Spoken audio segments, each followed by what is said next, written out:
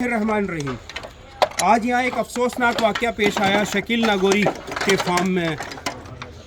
पूरे फार्म की छत गिर गई है और 15 से ज़ायद मवेशियों की हलाकत हुई है और मरे हुए जानवर जो हैं वो अभी तक फार्म पे मौजूद हैं।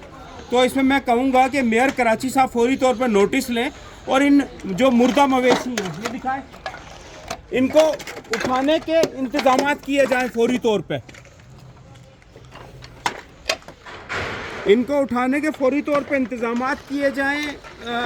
जगह जगह यहाँ मवेशी मरे हुए, यकीनन किसान का नुकसान हो गया और इस नुकसान का अजाला करने के लिए हुकूमत सिंध, महकमा लाइव स्टॉक और कराची वेटनरी डिपार्टमेंट जो है वो फौरी तौर पे नोटिस लें। इब्राहिम हैदरी टाउन भी इसका नोटिस ले फौरी तौर पे। हमसे अरबों रुपए कराची के दाखिले के वक्त इब्राहिम हैदरी टाउन और गडाफ टाउन ले लेता और हमारे जो नुकसानात हो जाते हैं उसका अजाला करने के लिए यहाँ पे कोई मौजूद नहीं है।